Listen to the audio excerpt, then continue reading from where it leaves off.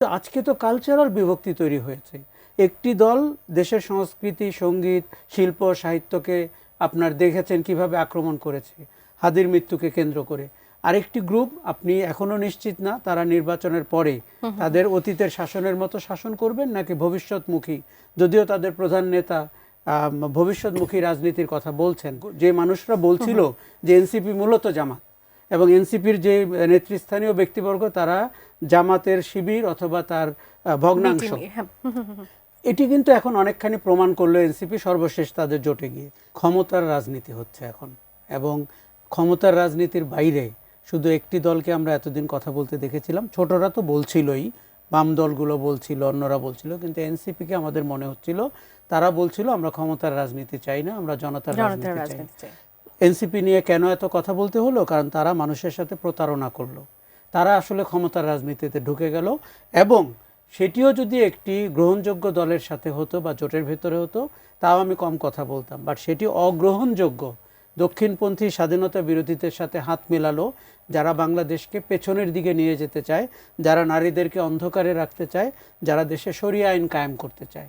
NCP তাদের মুখপাত্র, NCP তাদের দলভুক্ত হয়ে তার যে লক্ষ লক্ষ সমর্থক এবং কর্মী, যে 1400 মানুষ নমিনেশন নিয়েছে, যে 125 জনকে তারা মনোনীত করেছে, সবার সাথে তারা প্রতারণা করলো। আপনি একটা জিনিস শুধু বলি, রাজনীতিতে প্রতারণা করে খুব বেশি দিন আপনি থাকতে পারবেন না। এই রাজনীতির একটা অদ্ভুত ব্যাপার আছে, বরঞ্চ সততা দেখিয়ে, আদর্শ দেখিয়ে, নীতিনৈতিকতা দেখিয়ে আপনি একটা লম্বা রেসের ঘোড়া হতে পারবেন। কোনো একদিন দেখবেন আপনার দিকে মানুষ চলে আসছে।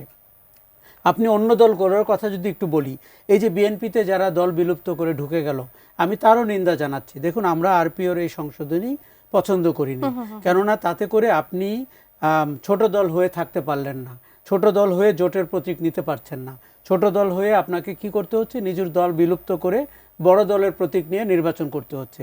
আমরা গণ অধিকার পরিষদকে কি দেখলাম? দুই নেতার দল, এক নেতা চলে গেছেন গণ অধিকার পরিষদের মার্কা, আরেকজন ধানের শীষে চলে গেছেন।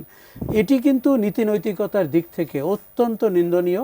এবং আপনারা, তারা যে সংগঠনের কথা বলে, এবং ছোট হোক, মাঝারি হোক, ক্ষুদ্র হোক, তারও তো একটা স্বকীয়তা থাকতে হবে। এখন দেশ দ্বিদলীয় হয়ে গেলে, অথবা অতীতে যেরকম একদলীয় হয়ে গেছিল, অথবা দেশের মধ্যে যেরকম বিভাজন তৈরি করা হয়, আজকে তো দেশের বিভাজন হাসিনা আমলের চেয়েও বেশি। হাসিনা আমলে উনি মুক্তিযুদ্ধের পক্ষ আর মুক্তিযুদ্ধের বিপক্ষ বলে একটা কাল্পনিক শক্তি দাঁড় করিয়েছিল, যেটি তার রাজনীতি করতে সুবিধা হয়। কিন্তু আজকে তো কালচারাল বিভক্তি তৈরি হয়েছে। একটি দল দেশের সংস্কৃতি, সঙ্গীত, শিল্প, সাহিত্যকে আপনার দেখেছেন কিভাবে আক্রমণ করেছে হাদির মৃত্যুকে কেন্দ্র করে। আরেকটি গ্রুপ আপনি এখনো নিশ্চিত না তারা নির্বাচনের পরে তাদের অতীতের শাসনের মতো শাসন করবেন নাকি ভবিষ্যৎমুখী, যদিও তাদের প্রধান নেতা ভবিষ্যৎমুখী রাজনীতির কথা বলছেন, সবাইকে নিয়ে নিরাপদ বাংলাদেশ গঠন করার কথা বলছেন। কিন্তু সেই জায়গায় যদি আপনি তৃতীয় একটা ফোর্স থাকতো, জোট থাকতো, যারা প্রেশার গ্রুপ হতো, যারা জনগণের কথা বলতে পারতো। এনসিপি তো আমাদেরকে এই কথাগুলোই বলেছিল। জামাতের সঙ্গে যুক্ত হয়নি, আপনি যেটি বললেন, জামাতের যে কালিমাগুলো নিজেরা এখন পর্যন্ত আসলে মুছে ফেলতে পারেনি, এনসিপির গায়ে সেই কালিমা লাগতে পারে বলে আমি এতদিন বলি জামাত তার কালিমা মুছাতে পারেনি, এবং আমরা অপেক্ষা করছিলাম কবে জামাত ৭১-এর ভূমিকার জন্য জনগণের কাছে ক্ষমা চাইবে। এই ডিসেম্বরে এসে আমরা দেখলাম জামাতের অনেকটা দুঃসাহসের মতো তারা মুক্তিযুদ্ধকে বিকৃত ইতিহাস বানানোর চেষ্টা করছে। তাদের কোনো নেতা, যার বয়স ছিল 3 বছর, উনি বলেছেন উনি মুক্তিযোদ্ধা ছিলেন, হ্যাঁ, উনি সহযোগী মুক্তিযোদ্ধা ছিলেন, এবং তারা মুক্তিযুদ্ধের গৌরবের যে ঘটনাগুলো, যেগুলো ইতিহাসে প্রমাণিত, পরীক্ষিত, লিপিবদ্ধ, সেই ইতিহাস তারা বিকৃত করছে। কেন করছে? কারণ ওই ইতিহাসে তার ভূমিকাটা খলনায়কের, ওই ইতিহাসে তার ভূমিকাটা মানবতা বিরোধী অপরাধের, ওই ইতিহাসে তার ভূমিকা ধর্ষণের অথবা আপনার বুদ্ধিজীবী হত্যার।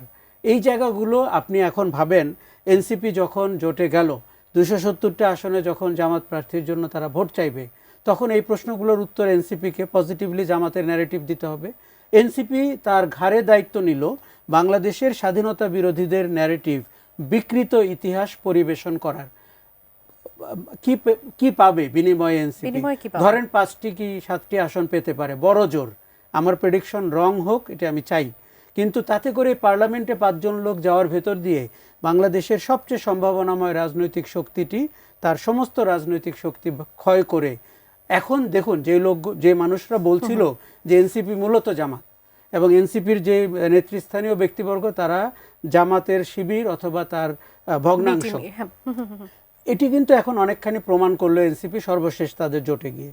বিএনপির একজন নেতা গতকালকে আমাকে বলেছেন তাদের সাথে এনসিপির কথাবার্তা হওয়ার সময় তারা টের পেয়েছেন তারা বিএনপির জোটে ফাইনালি যাবেন না, কারণ তারা জামাতের জোটেই যাবেন। কারণ না, জামাতের এক নেতা বলেছেন আসন ভাগাভাগি কি মুখ্য বিষয় ছিল এখানে। শোনেন, বিএনপি প্র্যাকটিক্যালি এনসিপিকে যে কটা আসন দেওয়া দরকার সেটিই দিয়েছিল সর্বশেষ। এনসিপি তো চাইতেই পারে, 50টা চাইতে পারে, 30টা চাইতে পারে, কিন্তু বিএনপি ভোটের রাজনীতি করা দল। আপনি খেয়াল করে দেখুন তার জোট সঙ্গীদেরকে সে 1-2টি আসন দিয়ে কিভাবে নির্বাচনে মাত্র 12টি আসন এখন পর্যন্ত তারা বাইরে দিয়েছে। কাজেই বিএনপি ভোটের রাজনীতি বোঝে, বিএনপি জনগণের সমর্থন কতটা পাবে তারা খুব ভালো জানে। এনসিপি যদি আজকে 300টি আসনে প্রার্থী দিত এবং তারা যদি 5000 করে ভোটও পেত, এমনকি তার নাহিদ ইসলাম সহ, কথার কথা, তাতেও আমি বলতাম এনসিপির রাজনৈতিক সাফল্য তৈরি হতো, সাংগঠনিক বিস্তার তৈরি হতো, 300টি নেতা তৈরি হতো বাংলাদেশে। আপনি 10 মাসের মধ্যে একটা চমকপ্রদ কিছু ঘটিয়ে বাংলাদেশের পার্লামেন্টারি রাজনীতিতে খুব ভালো করে ফেলবেন, এটি কিন্তু গণ অভ্যুত্থান না। এটি তো তাদেরও টার্গেট হওয়ার কথা। এটি কেন তাদের টার্গেট হবে? এই কথাগুলো তো তারাও বারবার বলছিল যে আমরা 300 আসনে যাব।